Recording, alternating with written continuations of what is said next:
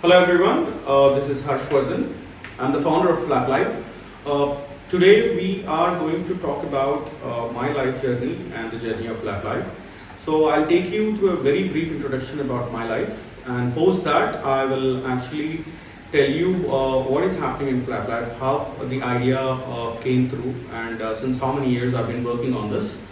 Hope this would be informative. So this is just to ensure I actually give you insights about my life and the challenges I face to get through here in this stage. So I'll start by saying about my personal life. So when I was at the age of 5, I've lost my father, and when I was at the age of 20, I lost my mother. So those things are not in my control. What was in my control is that I've started working. Post plus 2, that was around, I believe, 17 or 18 years I started working. I worked as a marketing executive, and after that I have joined many call centers at that point of time and switched many companies because I didn't have any guidance. Until 2012 I was working for different corporates, okay? And post that I always wanted to do something different in my life, and I never had that clarity. So in 2011, I've decided that I would actually pursue CPA, that is Certified Public Accountant. I've joined a CPA course, which was there in Hyderabad. I started studying CPA, and I was a very poor student since childhood. So if I study, I get sleep. So I didn't get much of interest in that. I was self-sustaining myself with whatever funds I had. Then I met a person with whom we shared, let's say, common interest, and that developed, and we wanted to start something by our own. And then through private finances or personal loans, I've raised some funds, and through his parents, he has raised some funds. We have started an organization known as Crank Technologies, and it was a software company. So we wanted to develop websites were booming in the year 2012. And 13 we have decided to start. So we have started there. So we hired, we kept the mistakes of startup. So we kept a great office.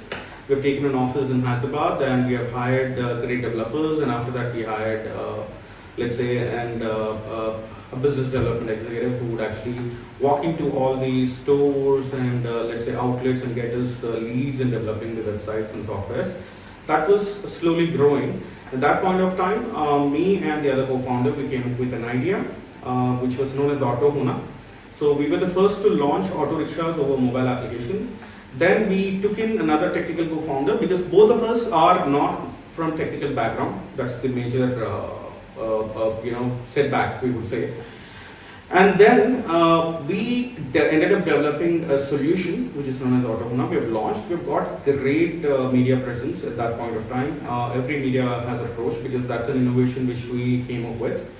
And the mistake which happened was there was a lack of communication between both the founders. There were mistakes which I made and mistakes which they made, and we didn't gel much. And at that point of time, we raised funds, and then we ended up selling the tracking solution to another organization, and that's how we have exited. And at that point of time, yes, I have taken a lot of financial, let's say, loans or financial assistance from outside through private finance, or let's say investors who came in, financials who came in as investors, and through that I faced a lot of issues. I didn't learn by them. So usually I didn't have any guidance in childhood. However, at that point of time, I also wanted to come up with a media, let's say, startup, wherein I can collate all the footages across globe offline, and then I would have moderators in my team who would actually segregate that footage and sell the same content to the news agency. So we wanted to become a content aggregator, and that was then I registered a domain known as Report Anytime. In between, what happened was I wanted to come up with a different idea, since I had, let's say, we both, the first co-founder whom I had, we both parted ways. And yes, we had many issues, because when you part ways, you cannot just leave. You would have to actually close all the loans and everything. So there were many differences at that point of time. And then I met another co-founder, okay, who actually came in from a different country. He's an Indian. So along with him, I partnered with, I took in another co-founder. All three of us were not technical co-founders.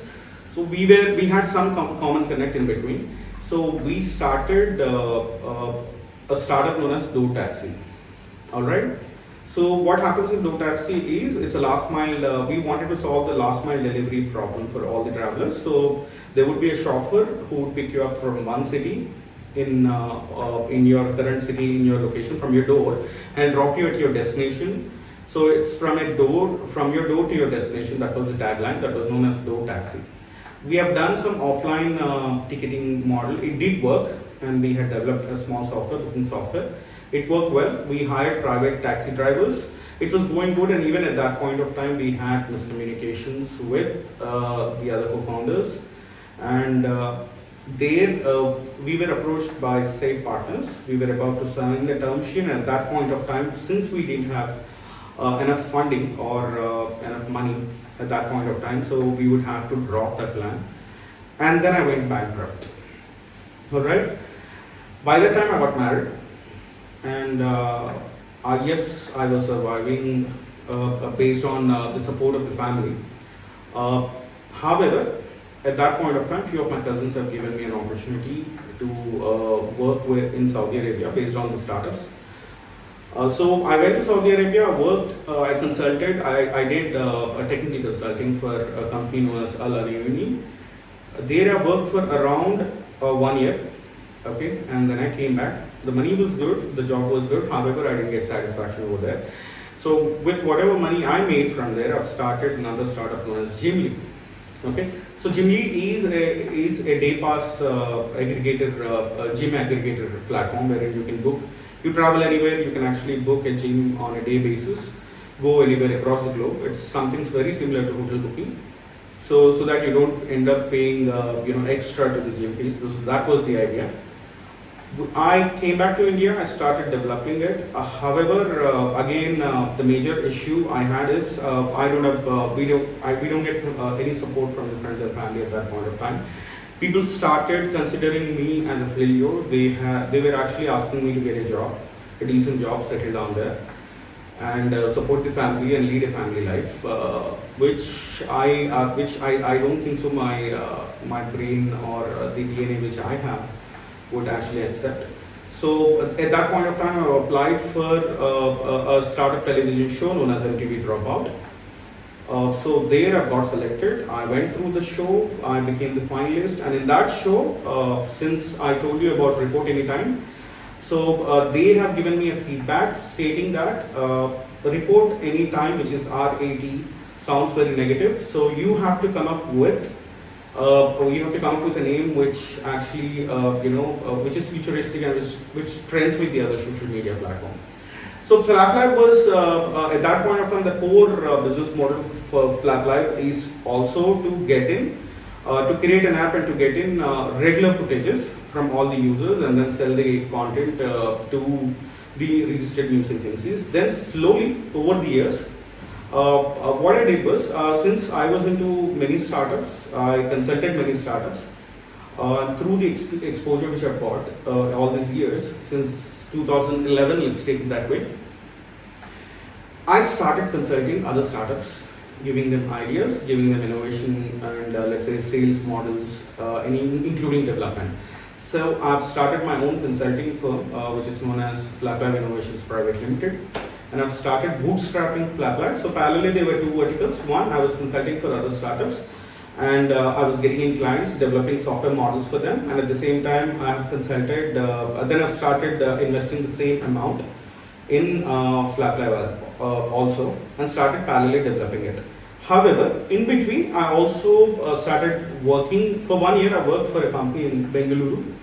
That was the first CMMI level 5 company in Bengaluru, and they had around 270 employees. So I was consulting there. I did learn a lot, and at the same time I've done major changes to the company. I wouldn't want to take those names though. So I've consulted for that company, and also there for FlapLive I've got one co-founder. His name is Ravi Shankar Singaram. I would say he was the only patient co-founder with whom you can actually work with. He was great at it. However, similar ways, because I go in a very aggressive way, so things didn't work out. Then I've started developing FlapLive solely. So FlapLive is the only startup in which I've kept my whole soul. So to develop FlapLive, I've started working on consulting. I've started working on giving solutions to other startups.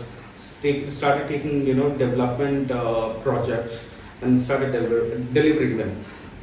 So in this whole journey, so if you name any software, if you have any challenges, I can actually draft a complete business modeling for any startup. I can do the complete technology mapping. I can do the screen editing. I can because I'm functionally strong in terms of technology, and in terms of designing, in terms of execution, sales, marketing. So that's how I've learned everything through my journey and my failures. Then once this year, in between, I've grown to a level wherein I had offline businesses into liquor industry and also F&B industry. However, since my concentration was only solely through FlapLive, so most of the businesses I had to shut down. And now we have launched FlapLive fully into the market. And in the next episode, I'm going to give you the complete detail about FlapLive. Thank you.